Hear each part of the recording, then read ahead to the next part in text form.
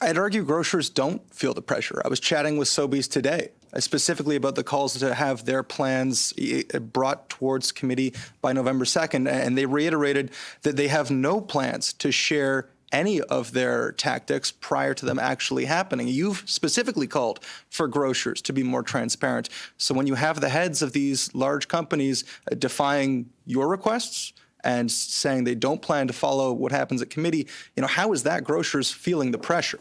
Well, I don't know who you're talking to. I'm talking to the CEO, but I'd like to know who you talk to say what they're saying, because that's not what I hear from Michael Medlin, who happens to be the CEO of that company.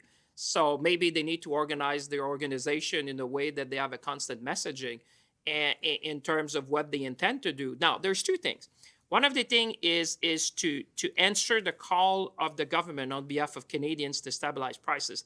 The other thing is that, as you know, they're all trying to outcompete each other in this market. So there's a number of things that they would say to us that they would say we're going to be doing, but at the same time, they want to, maintain the competitive pressure. So if your question is, will they tell you exactly what they're going to do in 2 weeks?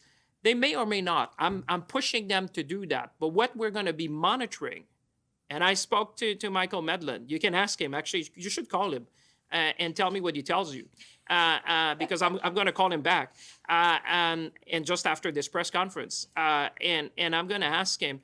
You should see what we're going to be measuring is the results. What I want to see, they can take the action they want. We gave them an objective. We said, you need to help us to stabilize prices in Canada. How you do that? Obviously, every organization will have their own version of that because they want to outcompete the other. But what we're going to be measuring and what we're preparing to put public is the outcome of their actions.